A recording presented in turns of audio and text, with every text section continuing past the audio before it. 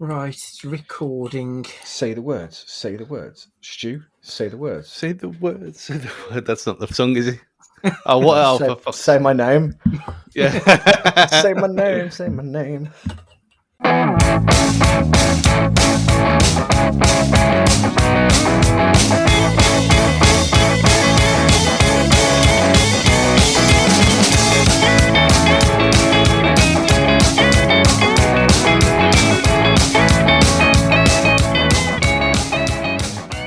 Hello and welcome to Cage Fighting. It's your main man, Andy Gillard here. Hope everyone's keeping safe out there.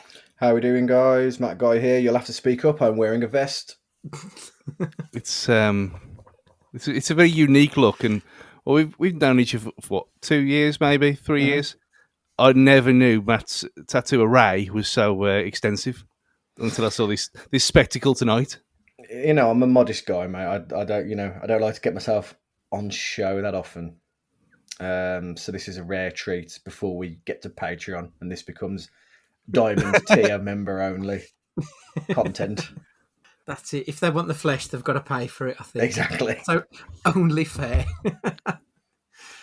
So imagine my surprise today, gents. I was making my lunch and I got a double yoker egg.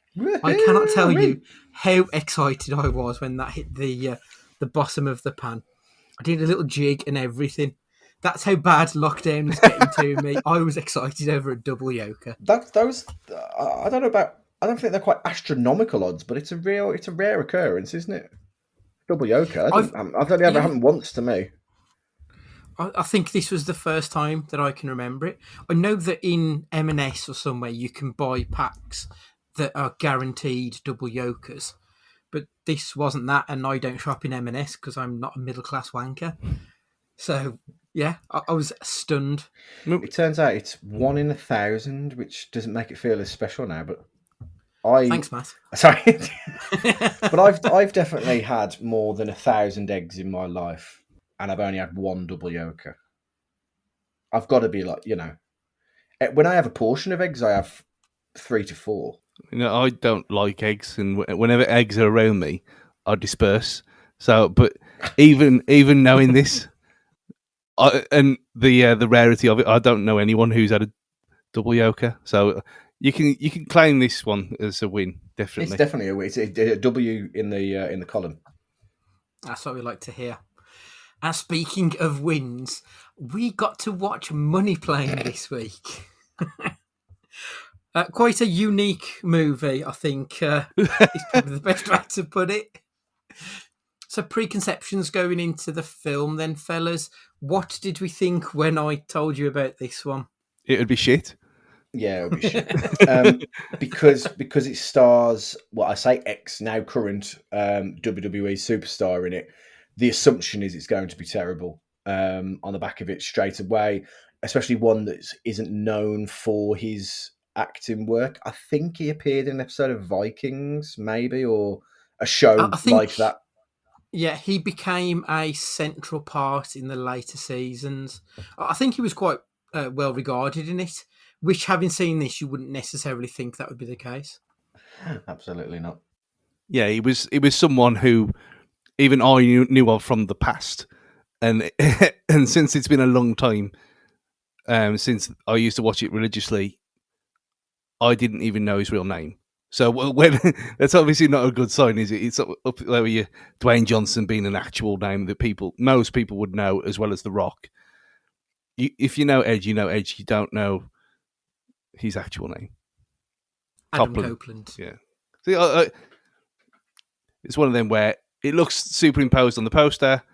It looks like it's going to be a terrible time, but was it really? No, it wasn't. Well, I mean, the poster's quite misleading, really. So we get an image on the poster, and it's got Denise Richards, Edge, Thomas Jane, and Kelsey Grammer above an image of someone who looks like they're in the army, and the woman who I still don't know what her actual name is, because she's just basically the eye candy in the film. That's pretty much her role. And none of that really comes to play in the rest of the film, so that poster's quite misleading. I mean, Denise Richards is in this film for all of 30 seconds. Yeah, that was on my notes. Like, is there why was she cast, if anything, other than a favour? Because anybody could have played that role and added the same that she did. Do you know what I mean? She doesn't add anything to it. So it's a strange one. Yeah. I mean, her career has, to be perfectly honest, hit the shits over the last decade or so, probably even longer than that now. So this sort of felt like it could have been Tara Reid in Sharknado. That sort of, I need something to get back on track. But like Tara Reid had a fairly major role in that film. So as you say, I don't know what she really brought to the film. It was a bit of a strange one. She doesn't really look. I mean, I know I absolutely lambasted a few people in the past about how the bad signs of plastic surgery, but it's fair play to her. She doesn't look like she's had anything done. She just looks like she's got old gracefully. And I don't know. I've got it down that she looks like the reincarnation of Faye Dunaway from Inconceivable. no. She can't. She looks fine. She just looks older. It's you look at it. You already brought up Tara Reid, so we might as well go all in on Tara Reid. And she's a car crash disaster. And other than her face, amazingly, but even that, you look at her now compared to the late 90s, and you can still see she's the same person. You couldn't see that with Faye Dunaway. No, you are very true there. So, IMDb describes this film as a professional thief with $40 million in debt and his family's life are on the line. He must commit one final heist, rob a futuristic airborne casino filled with the world's most dangerous criminals.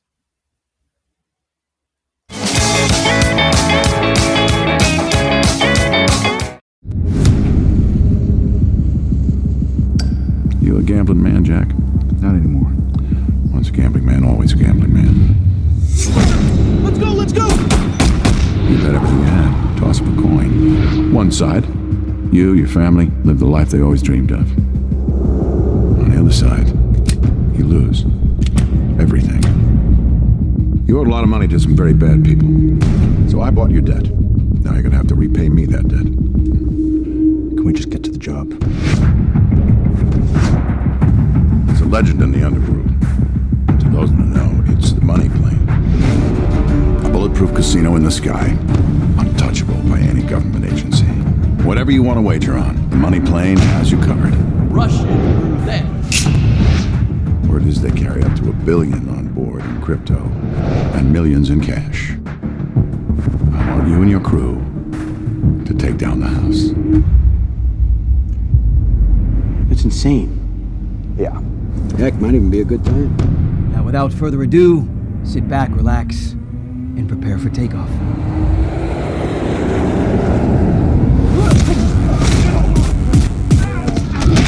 We have control of the cockpit.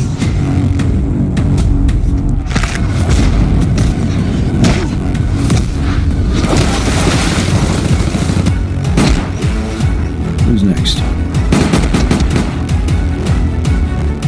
Hey, pal. You're dead! Your families are all dead! You, your crew, and everyone you ever met! Dead! By the time you touch down!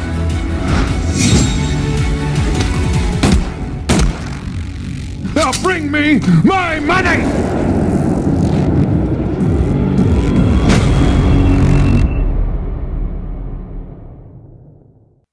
So, because obviously it's a heist film, we've got to start with a voiceover. That's just de rigueur, isn't it? It's the one thing that must be done. It is. I thought my very first note was Edge sounds really cool in this. I thought they made him sound cool and a bit of a badass at first, but then I realised, oh, this is filmed like a TV show and a terrible Channel 5 TV show that completely ruined anything that the opening monologue ever gave. Well, you say TV show. There was two people in this from Hawaii Five-0, and it felt very Hawaii Five-0.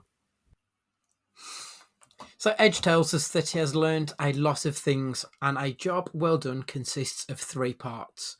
The right crew, there are how things are and how things appear to be, and plan A is only as good as your plan B. I expected them to come back a little bit more into the storyline as it develops, but not really, to be honest. The voiceover is played out to a scene of Edge walking into a building with 4 armed security guards and a metal detector, telling them he is here for an important meeting. The problem with this is the backdrop of this scene. There are parts of the building that look completely unfinished. There's like exposed brickwork and then office-style petitioning. Like, there's even a poster hung on the wall, not like framed, an actual poster with fucking blue tack. It looks like one of those seeing eye pictures from the 90s. Yeah, it does look like a bit of a hipster cafe, as opposed like with all that exposed brickwork, as opposed to like a high tech vault for a painting that's worth millions and millions of dollars. So Edge is in this warehouse come place of important business to steal a painting. But when he gets into the room with the painting, he and his crew find out that they have been set up and that the painting has been moved already. The crew escape just in the nick of time. Edge goes to see his mob boss, Darius Emmanuel Grouch III, better known as The Rumble, played by Dr. Fraser Crane.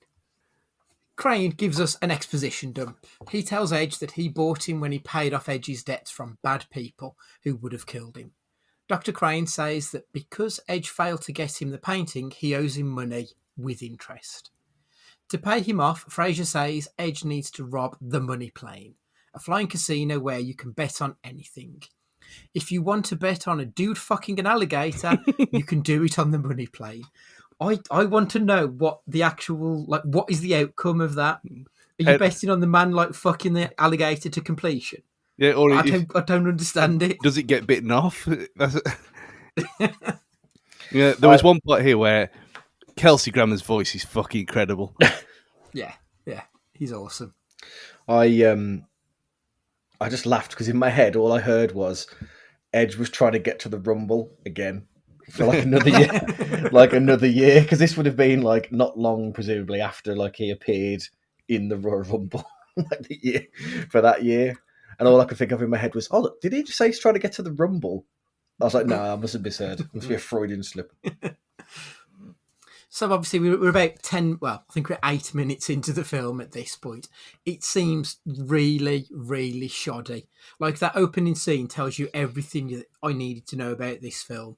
Like, it was in an office block, but it was also a museum and a warehouse with high-tech locks, but also you could just push the door and it would go. You can tell this is going to be cheap as bollocks. What did you pair think of the opening salvos? That all the money had gone on on his house. That's what it seemed.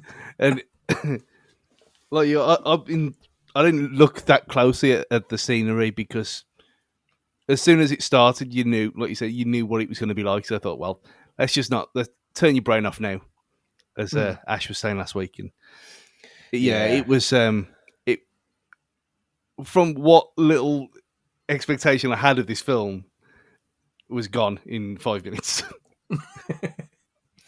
It was it just looked atrocious, didn't it? Really wooden from the start, and I mean wooden in both senses of the words, in that, like, it was just very clearly makeshift sets that had put no time or effort into it. But I think the film, especially as the film goes on, knows its limitations and takes a piss out of itself, to be honest, as it goes along. Yeah. When I had that as my first note was, dude fucking an alligator. That was my first note. and to be honest, I did burst out laughing. So I think this was the theme of the rest of the film, and most of it when Kelsey Grammer was on screen, because it was played for laughs kind of as soon as they got to the plane, air quotes. Yeah, the plane. Edge then goes away to tell his team what is happening. We get an introduction to the team. We've got Iggy, who is on tech support. He is played by the writer and director of the film, Andrew Lawrence. We've got sex appeal Isabel. She's also the fighter. And we've got Trey, the nerd. They're not happy about the job, as it is so dangerous. Next up, they go straight to Edge's house, where we see his family. Edge reads his daughter Robin Hood for bedtime. The kid asks him a question, and before he has even started to answer, she has closed her eyes and fallen asleep. Like, within 5 seconds, she's like fast asleep. Denise Richards comes into the room. They have a full-blown conversation at normal levels. The kid doesn't even stir. Like, I mean, she must be fucking narcoleptic or something. The other thing that I quite laughed at is just after this bit, when Denise Richards and Edge hug, because he's going away on this business trip, so to speak. They hug, and then she says to him, "We'll pick this up later." Like, it wasn't even a sexy hug. Like, it was like, what, I've hugged you after a night out and we're hammered. It was that level. Like, nothing's happening. Not a sexy hug. The following day, we get to the plane. I say we get to the plane. This is clearly not a plane. The set is awful. Like, I'm expecting to see exposed brickwork again. It is that bad. It doesn't even look the right shape to be a plane. It's just No. It's. I don't know what I expected, but that was the main thing about the whole thing. As soon as, because I thought, oh well, when they're in this Enter Context celebrations there for a betting win, but as soon, how much was he? £146. Not bad. Yeah, as soon as they're doing that ridiculous check-in thing with the put your weapons in the box. Yeah. And it looked like backstage at a wrestling gig with the black curtains. The setting up shot was that of it was an overhead shot at an airport, and then you go inside and there's just these black billowing curtains everywhere. Like, that's not a fucking airport. No, not one I've ever been to anyway. I know this is a secret evil airport where the super futuristic money plane is. Maybe that's the point. That it's so futuristic it looks like a warehouse. Well, I thought it was going to go down the bloody robot route with the stewardesses because they were so like smiley Stepford wives. Mm. I thought that was like how this was going to end up. Robots. Yeah, why not? I mean, is that the strangest thing that would have happened in this film? Probably not. So Isabel introduces herself to the rest of the flight attendants. Like, I'm pretty certain if you were running this highly illegal operation, you would know your flight attendants well in advance. You wouldn't just have them rocking up on the day and saying, "Oh yeah, I'm on this flight as well." Like, it's only a small plot hole, but it's still a plot hole nonetheless. You know, one thing about this film that proper made me laugh was that at any opportunity that they could, they said the word money plane. They didn't say the plane. They said money plane. Like, I've got that in my notes. It's just like it proper made me laugh. Like, every time it built up and built up, I was like, "Oh my god, they said it again." I wanted to watch it again this afternoon before the pod, but I ended up playing a game and just got waylaid. I was going to count how many times they said money plane because it was just constant every other sentence. It's like they didn't know what they wanted to use for the trailer, so they thought, right, listen, if we say it enough, we've got the pick. Then we can use whichever one we want, like to put it like a shiver one into the trailer. So once we get on the plane, we are introduced to these so-called world's most dangerous criminals. The fucking state of these lot. Like, they look like they've just been to the local bus depot and picked up any old knacker they could find. It was not an imposing-looking bunch of criminals. The bookkeeper explains the rules of the house. Basically, there is zero tolerance on cheating, and that there's no fighting unless it is permitted within the rules of the bet. I have to address the elephant in the room here. Well, it's not. It's just me being like overly analytical about these things. But the fucking southern guy with the moustache was called J.R. Crockett. That's got to be a wrestling thing. That has to be a wrestling insider thing. I'd have thought so. It's got to be. Yeah. Yeah. I mean, that he was played by, I think he was one of the Lawrence brothers, who was one of the director's brothers. Yeah, I'm quite looking forward to when we get to him because he was awesome. One of the guests asks about fucking the flight attendants. The concierge points out that these are employees of the house, but he can provide female companionship and claps his hands. That is when they bring out the whole train. Speaking of the concierge, that is Joey Lawrence. Do you know who Joey Lawrence is? I've seen him in something. I can't put my finger on what though. So I think he was a child star originally and just carried on acting. He was in a show with Melissa Joan Hart a couple of 3 years back called Melissa and Joey. He played the nanny. Yeah, like that dude is bald. And you see him in this, and he's had a fucking hair transplant, and it looks awful. You can see the scars and everything still. Why wouldn't I stick a hat on him? It's just ridiculous. I found it quite upsetting as a bald man. It just wasn't appropriate. He was also in. He was also one of the Hawaii Five-0 regulars. Oh, okay. He was. Amazingly, he was tech support, and he was a criminal. But knowing that you mentioned the director, he was the other one from Hawaii Five-0. He was right. Okay. He was Scott Kahn's nephew in the show, so which doesn't really work. There's no, they don't look anywhere near that similar. But yeah, he was a kind of a recurring like guest star, for years. Right. So I'm guessing Hawaii Five-0 is just like heavy on the Lawrence brothers as well. Then, yeah, there's lots. You can see how even how it's shot, you can see that he's got all his. I mean, it wouldn't surprise me if he directed an episode of that because, it had a lot of them CBS TV vibes. Edge plays some Texas Hold'em with a couple of rootin' tootin' criminals. That handlebar moustache was fake ass shit. Why on earth did they make him wear that? Like, because the cowboy then wins at poker, he gets to play the next game as well. So, like, he's proper hamming it up. I've really enjoyed his bullshit cowboy nonsense. I don't know what it was. It was silly, but fun. Yeah, all he was missing was the jacket and the Stetsons. That's all he was missing from the whole set. Yeah. So, he wins at poker, so he gets to pick the next game, and that game is Russian roulette.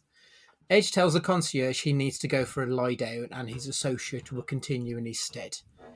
Trey manages to get roped into playing Russian roulette with a cowboy. After arguing who will go first, the cowboy exclaims, "Fuck it, give me the gun, I can't lose," before immediately blowing his brains out on the first shot. A quick sidebar, do you guys play poker on the rigs? Yes. Not regularly, but I know how to play poker. Yeah. Was that not the most uneventful showdown you've ever seen? A full house beating a pair Against of fours. a pair of fours, yeah. Like, where's like the royal flush? Where's like the big stake? It was just bizarre. I thought, surely they'd give it a, like, why is Edge going all in on a pair of fours? Like, why isn't he like, give him a flush and the other guy gets a straight flush or something? It was just bizarre. So I'm reading too much into this work of art.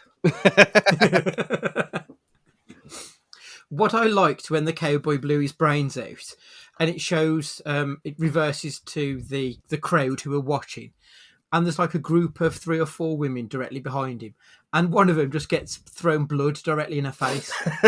Like, it misses everybody else, and she just gets fucking covered in it.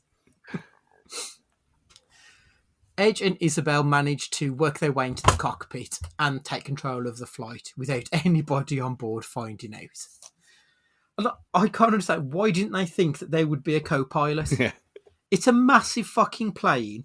Apparently, the one thing you need to do is do your homework for these things, and they didn't even know there'd have been a co-pilot. I could have told you that, and I didn't even know about this thing. It was like a B-Tech version of Dolph Lundgren. In the meantime, Trey is continuing to bet. He bets on 17 minutes. Doesn't know what exactly is going to be 17 minutes. But then he finds out that it is man versus Cobra. And he's betting on the time of death. The man dies in 16 minutes. Quite the lucky streak there for Trey. Trey wins the next game too, as they watch some dude chop off his drinking buddy's arm with an axe. Oh yeah, we see another bet where a man is thrown into a pool handcuffed and then attacked. I can't tell if he was attacked by piranhas or was it acid in there. I wasn't quite sure what was happening. I assumed it was piranhas. Yeah. Felt like a piranha attack to me. Yeah, because when he's it looks like he's floating upwards. I mean, maybe that was just in my imagination really wild, but it looked like he'd been skinned to the bone. Okay, at the end. Right, that makes sense. That makes sense. It just wasn't well. Nah. But nothing was well done at all in this film, so why would I expect any difference? Isabel is heading to the safe on the plane. It is guarded by some meathead. She gets into a fight with him. She throws a stiletto at him, and it lodges into his arm. They then wrestle where she rips off his ears. Like, this is fucking ridiculous. Before the plane crew are set to leave, Thomas Jane calls Edge on his cell phone over the ocean in international waters. Is that a thing? Like, would their phones actually work out Yeah, there? it would. Believe it or not, when I flew to New York before, I had the option to like make calls. Okay. Oh, sorry. No, sorry. You mean their phones, don't you? Yeah. Like ooh. they were just on mobiles and stuff. And I think, yeah, I think it can. I think if you're in business class, like you can use your phones and stuff. Okay. You're forgetting that this is a futuristic money plane as well. This is the money plane. Yeah, that is a good point. Tom Jane explains that the painting that Edge was trying to steal at the start of the film was owned by Rumble, the same man who sent Edge to steal it. Now, on this day, Edge sees clearly it was a setup all along by Dr. Crane. Like it. I thought you'd get that. I'm sure Ash will get it as well when he listens along. Trey and Isabel are trying to get the info to Iggy on the ground via transfer from servers when they're discovered by two of the plane's less savoury characters. Isabel easily dispatches the one stabbing him in the head. Trey has a bit more difficulty before Isabel saves him by kicking the attacker into the server. Edge reveals to Fraser that he's fucked him and he's taking the money for himself and his team. Dr. Crane sends his men to Edge's family's house only for the Punisher to take out the 4 heavily armed assassins. Edge tells Fraser that they've taken the money and they'll be distributing it to the victims of the Rumble's human trafficking. Except they don't really. They just kick the money out of the plane. I didn't get that at all. Yeah, which is not where giving to the poor, because if it is triangulated the signal over the director's head, it's in the middle of nowhere. Well, I've got this like in the later bit, but I didn't understand that. So they say at the beginning that they have to be in international air so as to avoid all of their illegal activities. So why did Iggy have to be in a field in the middle of fucking nowhere? If they're over international airspace, they would be out to sea, wouldn't they? Yeah, Well, maybe that's why he had to hijack the plane and fly it back towards land. Otherwise, they could have just done it without hijacking the plane. Maybe that was the point. Okay. Pothole solved. Yeah. Edge plays out a message over the intercom to everybody on the plane, letting them know that they have been robbed and that Darius Grouch III is the man who took down the money plane. The bookkeeper tells those on the flight they will reimburse them and that they're going to bet on how long it'll take for them to receive word of the Rumble's death. Edge has planted was it a tracking device or was it a microphone? I couldn't figure out what the fuck it was supposed to be. It looked like it was a walkie-talkie, not anything else. Yeah, well, I think it was a futuristic money plane technology. It looked like it was a transmitter that records. Yeah, it was a dictaphone with a flashing light. Yeah. Masked men arrive at Rumble's house, and when they see the former radio psychologist firing a machine gun in their direction. 3 months later, 2 men take missing painting out of storage, only to uncover a canvas blank, save for a crudely drawn stick figure giving them the middle finger. At Edge's house, he is sat around with a painting, just being kept outside on the floor like fucking nobody's business. Tom Jane gets a call, to tell him that they have a buyer for the painting. The end. Quite a straightforward film, really. There wasn't much. So the budget was an estimated $5 million. No way. Never. That's estimated. I mean, I dispute that. But by way of comparison, Colour Out of Space was $6 million budget. But as we know, Colour Out of Space was done by somebody on an internship who wanted to impress. That went wild with software that they never could afford to use before.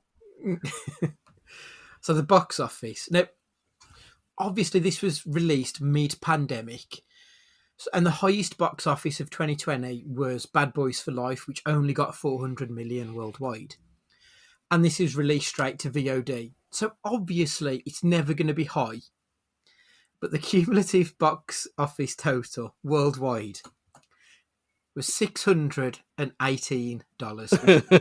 Oh, you know what the thing is though, if this was on in a UK release and we'd have, the three of us would have gone to see it if we'd have got the heads up on it. So that would have been what, 30 quid, like more on top of it. Yeah, it's the perfect film if you've got a Cineworld Unlimited card. You'd go and watch this in the daytime for a laugh. I almost tweeted from the account the other day. I was on my my daily try to get my 30 minutes exercise in yesterday. So I cycled to town and back basically on the canal.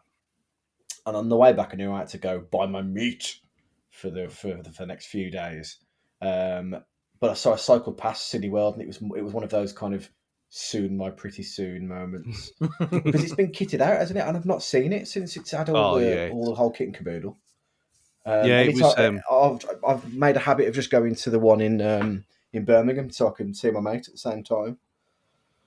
Yeah, we used to. We went to Telford and Birmingham for IMAX and 4DX and stuff. But yeah, it's like the rest of them now. It doesn't feel like it's stuck in 1998 when it opened.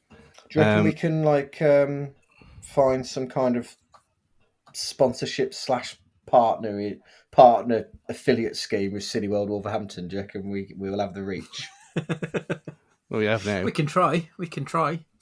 You know that time we slagged you off for high ticket prices? Forget all that. Give us an unlimited pass each and we'll call it quits. So before I give you the IMDb and Rotten Tomatoes scores, what do you think the scores are going to be? Stu? Oh, it's going to be pathetic. It'll be. I mean, if it's only going to make that much money, there's no way that this cost $5 million. No, not a chance. I mean, it couldn't have done. You look maybe like one or two, maybe just because of getting Kelsey Grammer, and he was the best. But we'll come on to that later. But he was the best part about it. So you got to be looking at like two or three, something like that for IMDb. Easy. Matt, what are you thinking? I know the answer. Oh, okay. Right. So I said to Tom, long-time listener and supporter, I said, Tom, have I got the film for you? Because he's going through actively looking for awful films to watch. And he said, and I quote, I'll tell you verbatim what he said. I said, are you ready for a truly awful yet great film, Money Plane? And then he put, oh baby, jizzed when I saw it was out of 10. So yeah, it's a 3.2 out of 10, which I think is expected. Rotten Tomatoes audience score was 38%, so pretty much the same. The critical score was a 23%. So there was only 13 critic reviews on Rotten Tomatoes, and only 3 of them were actually positive. And the first positive one, starts with the words, "It isn't good." That was from Splice Today. It isn't good, exactly, but it's notably cheap looking. But I still had a smile on my face for large parts of it. Flickering Myth similarly said, this feels like a throwback to the best cheesy 90s action movies. Sometimes all your movie needs are to just have a pure dumb fun, and Money Plane is exactly that. Not everybody was as positive though. The Daily Beast, in the history of dumb ideas, few have been stupider than Money Plane. North Shore Movies really weren't impressed either. This is no smarmy meta exercise in self-mockery, but rather a feat of genuine incompetence. It comes by its crappiness, honestly. Ian Thomas Malone did not like Edge in this movie. Money Plane could have been a fun disaster film, but Copeland's obvious boredom sucks all of the air out of the cockpit. That's harsh. It's very harsh. Well, finally, Crooked Marquee. The heist plan makes no sense. The action is sporadic and listless, the dialogue is full of macho nonsense, and the set where most of the movie is shot only vaguely resembles the interior of a plane, which I think is quite accurate. The fan response was quite difficult to gauge, to be honest. There weren't many reviews, and the 5-star reviews were mostly tongue-in-cheek. So I managed to find a couple off Amazon. There was one 5-star review which said amazing and also very awful. Highly recommended, 3-drink minimum. The best real quote unquote review that I came across was from Peter James. I watch a ton of movies and this one was okay. The storyline was kind of different and it could have been a better film if they'd have spent money on a few decent actors. The glossy filming and action scenes save the day. Worth watching if you like heist movies with some kick-ass chicks in it. I didn't think she was particularly kick-ass, to be honest. But that's just me. Obviously, most of the reviews were 1 star. Arnaud Brion said that the story is good, but the main actor probably financed the movie because he's so bad. It wouldn't make any sense for someone to hire him. Terribly played. Fortunately, the movie doesn't last long, so I watched until the end to see if it gets any good. No, it did not. R.W. Pickering says that it seems like this was shot by amateurs as the camera starts before the acting in a few places. The plot is poor, the acting is awful, the scenery is childish at best. And overall, this is one of the worst movies I have ever watched. I always hate when people say this is one of the worst movies I've ever watched. Because it just makes me think you really haven't seen that many films. Because it's at least competent for the most of it. May I present you Left But Behind? it's competent. Yeah. I mean, just the comments make me coughing up a drink is because it's everything they've said is right, but at the same time not. Yeah, exactly. So the good, the bad, and the crazy on this one. Matt, do you want to start us off? The good is almost my crazy in that it's whilst being dreadful for all the things that you mentioned, it's completely watchable. It's short enough that it's feels. At no point was I like, oh god, when's this going to end? It was just it's perfect. The film's perfect, even though it's terrible. But and I think, like I mentioned to you earlier, the film knows its limitations and it just goes with it, and that's what makes what would have been funny is if the Cowboys moustache would start to fall off, and they kept it in. That probably would have made it even better, to be honest. The bad is my good. It's just I don't know how to describe. It's just I'm okay. I'm okay with the film being looking like shit and the action being wooden and everything else, but when it plays loose and fast with the plot, the way that it did in terms of all of a sudden we've got a woman that's broken bottles and stabbed a guy to death and mauled him, but then I can't have this money. It's blood money. I wouldn't dare touch this fucking 40 million. And the crazy was, if I didn't love this film enough, it mirrors one of the greatest films of all time that's underappreciated in its ending, in being the ultimate disaster movie.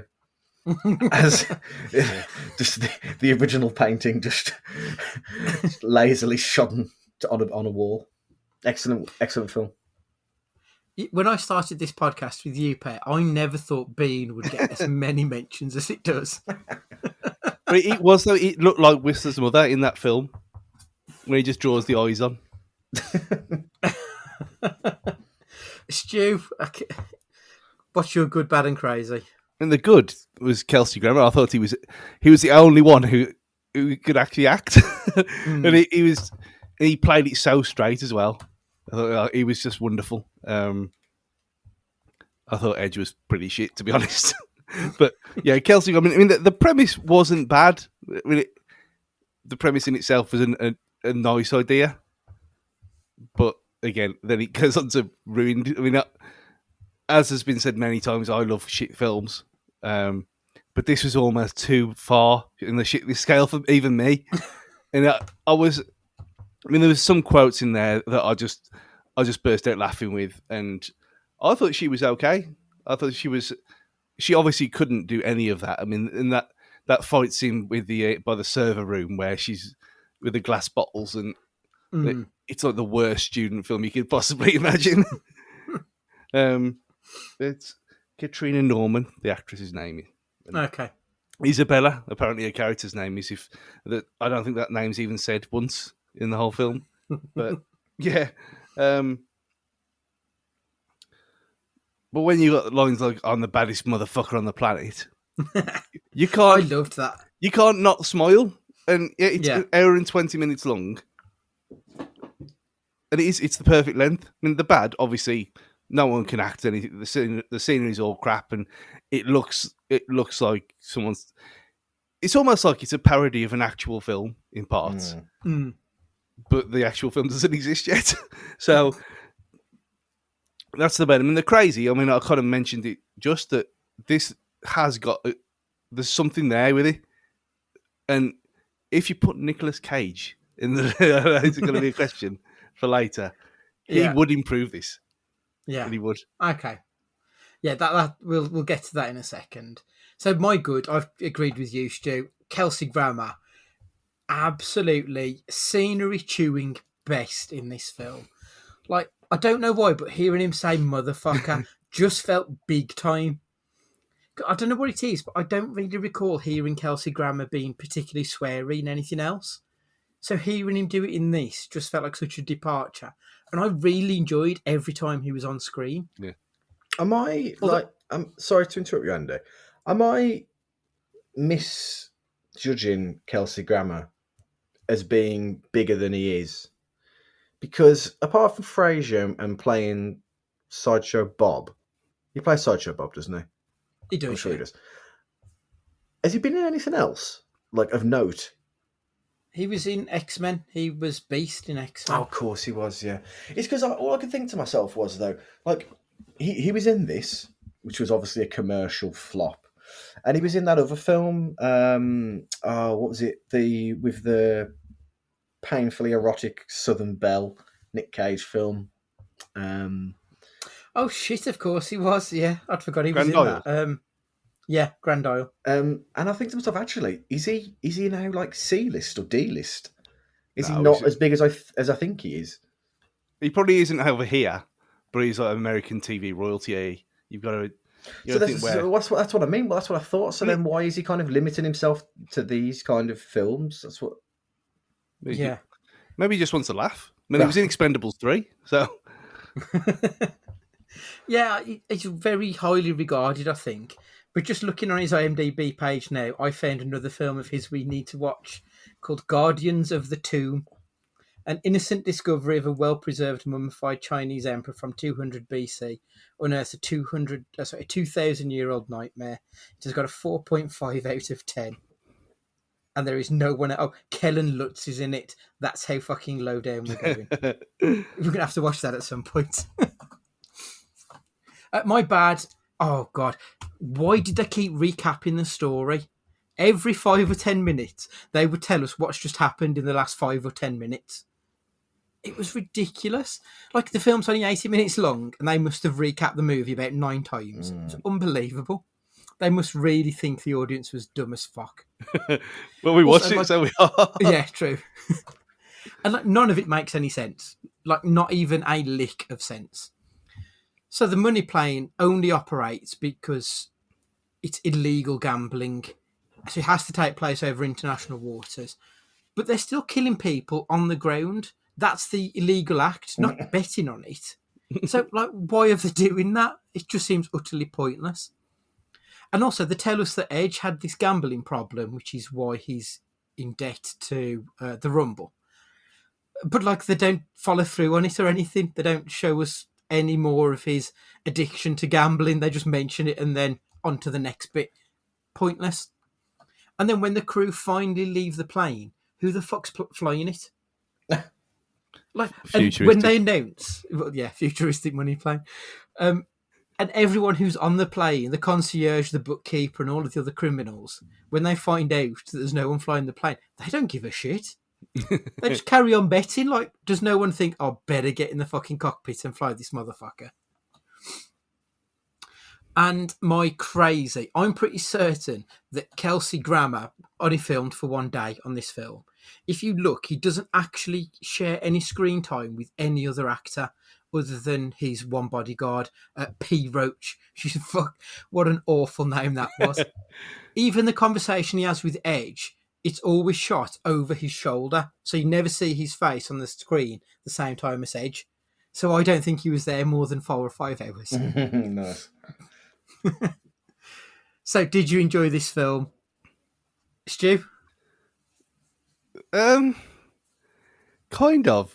It's. I mean, looking at it, you'd think I'd love this, but it's one of them. I can't recommend this to anyone, so because it's not really that good, even in a bad way. So I kind of, even for me, not really, but it was still enjoyable in a kind of sick way.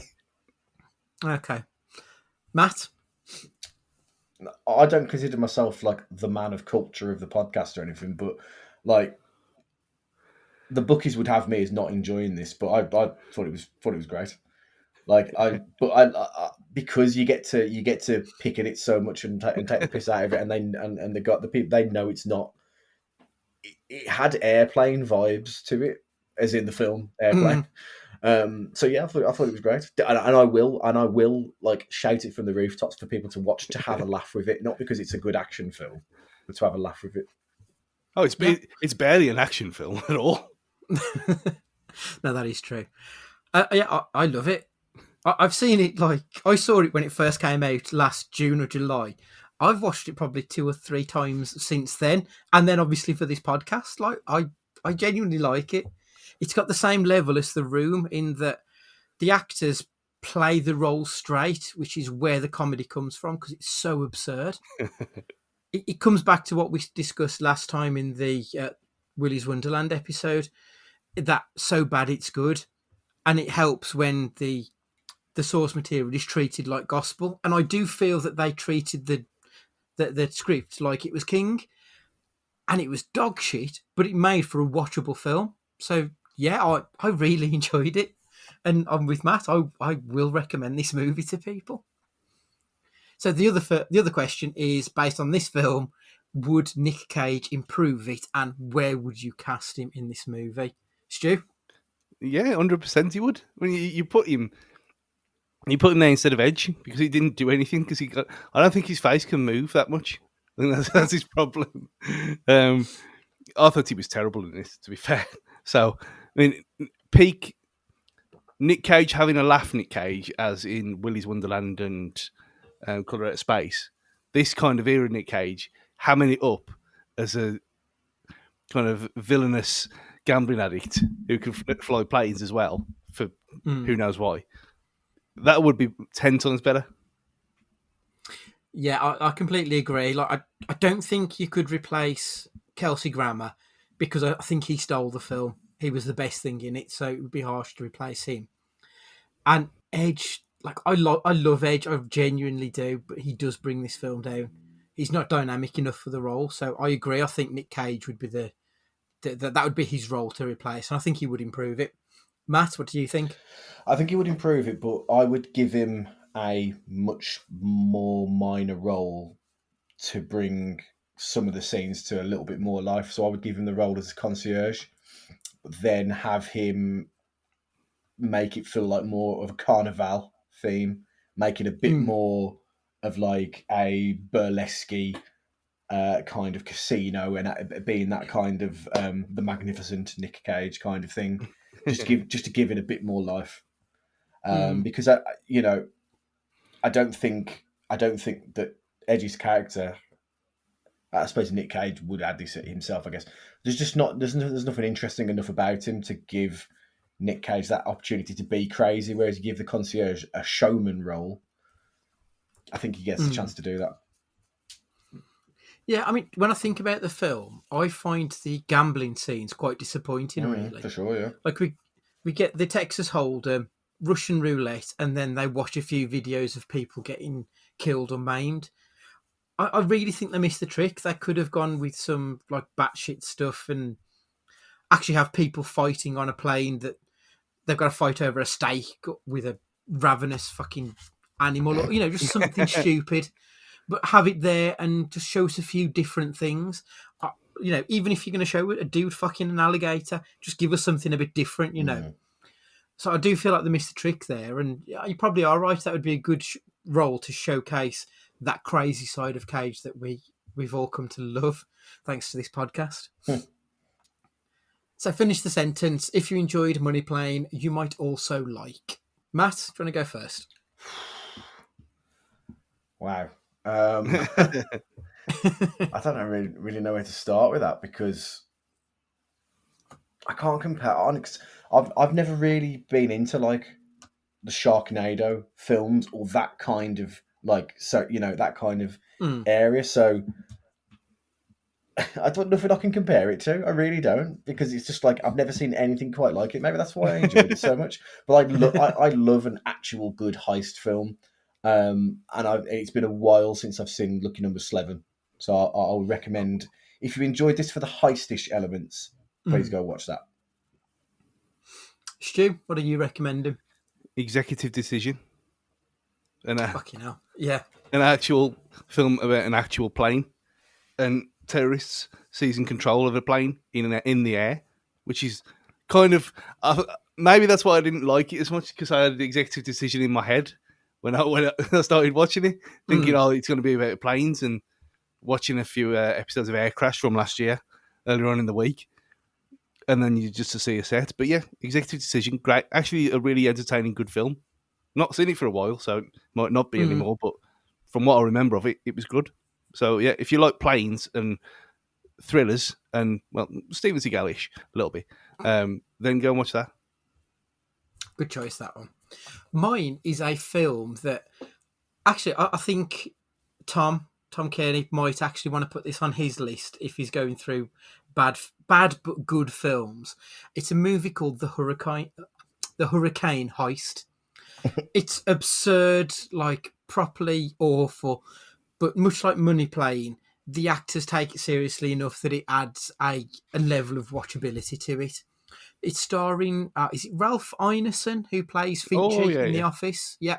It's him, Toby Kebbell from Dead Man's Shoes, and Maggie Grace, who was in Lost. So might be one for you as well, Matt. Definitely. I've seen this.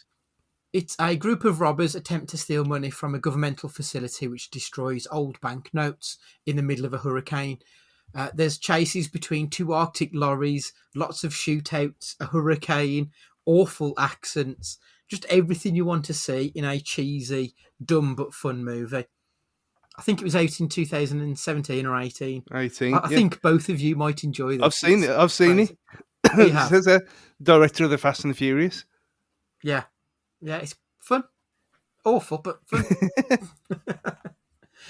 So if you've seen this film or anything else that we've discussed, why not drop us an email? Or you can even send us an MP3 with your thoughts to cagefightingpod@gmail.com. Make sure you've got us on Twitter @cagefightingpod. This is where we put out our calls for questions. As you're listening now, please make sure you've hit the subscribe button so you don't miss an episode of our Question Cast, Picture Pods, and Uncaged. And obviously we dropped an Uncaged recently, so please make sure you check that out. Whilst you're subscribing, please leave us a review. Tell us what you want to hear or what you don't want to hear if you aren't enjoying it. Finally, thank you just for giving us the time out of your week and listening along. We really appreciate it. So for this week, Matt, would you like to say goodbye? Take it easy, guys. Money Plane. Stu, would you like to say goodbye? Rules were meant to be fucked. You want to get fucked. It's goodbye from me, and remember, you can bet on a dude fucking an alligator. See you next week.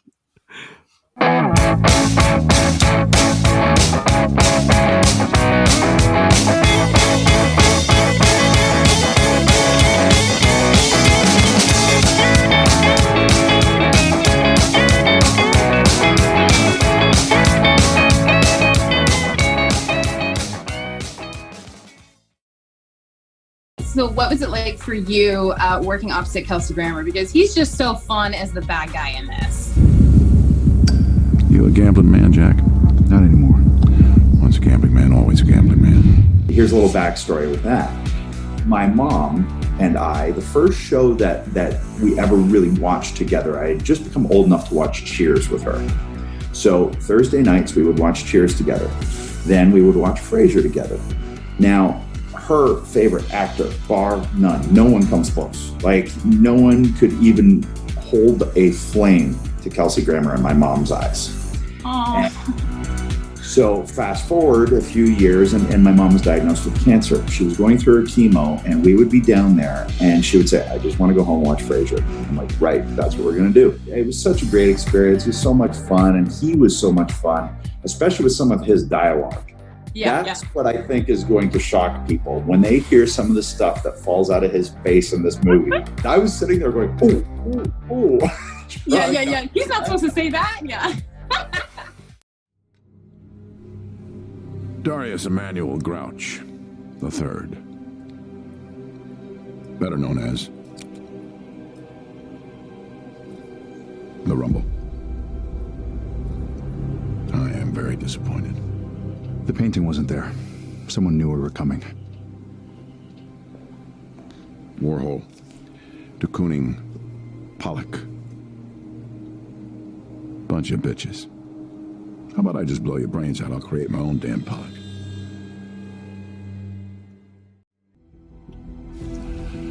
Can we just get to the job? Good man, Jack. Good man. There is a legend in the underworld. For those in the know, it's called a money plane. Some of the baddest motherfuckers on the planet are on that plane, all craving action. Whatever you want to wager on, the money plane has you covered. You want to bet on a dude fucking an alligator? Money plane. Untouchable by any government because the flight always takes place in international airspace.